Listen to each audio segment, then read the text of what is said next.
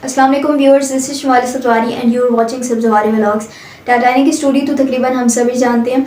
1912 में ये शिप अपने पहले ही सफ़र में डूब गई थी और तकरीबन 1500 से ज़्यादा लोग इसमें डूबकर मरे थे। और थॉमस एंड्रयूज़ जो कि डिज़ाइनर था शिप का, वो भी इसी एक्सीडेंट में मरा था। But he was not the only man killed by his own invention. और भी बहुत सारी ऐसी इजादात हैं जिन्होंने अपनी ईजाद करने वाली को ही कत्ल कर दिया। फ्रांस रीचेल का नाम भी फ्रांस के इन्वेंटर्स में आता है। 20वीं सदी की शुरू में जब तकरीबन रोज़ ही प्लेन क्रैश होने की खबर न्यूज़पेपर में छपी होती थी, तो रीचेल ने सोचा कि क्यों ना कोई ऐसा काम किया जाए कि अगर प्लेन क्रैश हो भी जाए तो पायलट की लाइफ बचा ली जाए। तो चूँकि रीचेल दर्जी थी, इसलिए उन्होंने सोचा कि क्यों ना कोई ऐसा पैराशूट तैयार किया जाए, क्यों ना कोई ऐसा पैराशूट बनाया जाए कि अगर कोई एक्सीडेंट हो भी जाता है तो पायलट ने वो पहना और वो जंप कर दे और अपनी ज़िंदगी बचा ले। 1910 में रीचेल ने एक पैराशूट तैयार किया जिसका एक्सपेरिमेंट उन्होंने एक डमी पर किया। डमी को पैराशूट पहना कर उन्होंने हाइट से नीचे गिराया, लेकिन वो अनसक्सेसफुल रहा क्योंकि डमी बहुत ज़ोर से नीचे गिरी।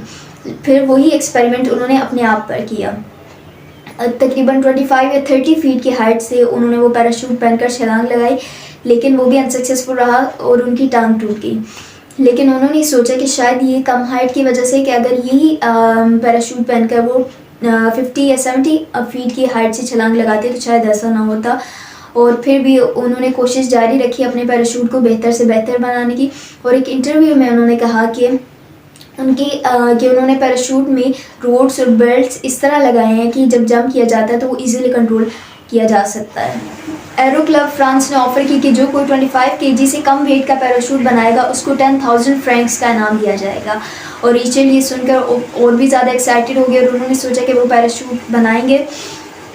उन्होंने पेरिस एडमिनिस्ट्रेशन से बार बार दरख्वास्त की कि उन्हें आईफिल टावर के ऊपर से अपना पैराशूट चेक करने की परमिशन दी जाए, लेकिन उनकी 2-3 दफ़ा उनकी एप्लीकेशन रिजेक्ट हुई, लेकिन बिल आकर उनको परमिशन दे दी गई। और 4 फरवरी 1912 को वो वहाँ पर पहुँच गए सुबह 7 बजे।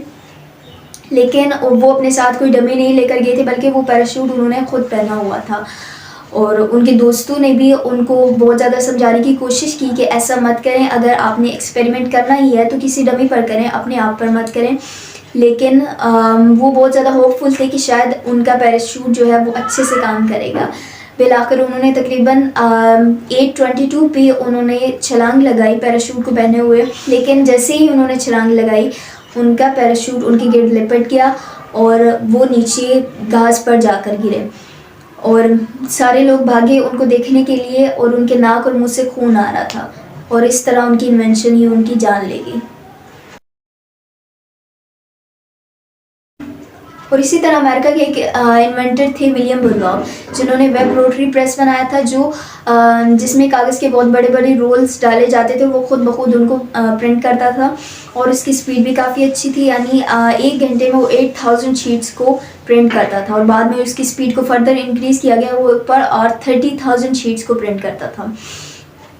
1867 में वो उस पर काम कर रहे थे कि अचानक से उसका एक बेल्ट कहीं पे फंस गया और उन्होंने मशीन को बंद किए बगैर उसको ठीक करने की कोशिश की और उसको ज़ोर से टांग मारी।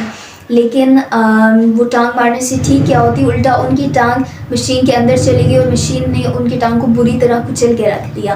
और पास खड़े उनके दोस्तों ने उनको खींच कर निकाला, लेकिन तब तक उनकी टांग बहुत हद तक ज़ख्मी हो चुकी थी और उनको डॉक्टर के पास लेके गए। लेकिन डॉक्टर ने कहा कि इनकी टांग को काटना पड़ेगा और फिर उस ऑपरेशन के दौरान ही उनकी जान चली गई।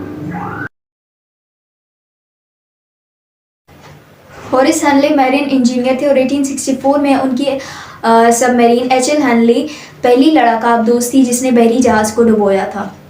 लेकिन वो अपनी डेस्टिनेशन पर वापस नहीं पहुंच सकी क्योंकि गोता लगाते वक्त सबमरीन का अगला हिस्सा समंदर के अंदर फंस गया और उसमें 8 लोग मर गए, जिनमें हैनले खुद भी मौजूद थे।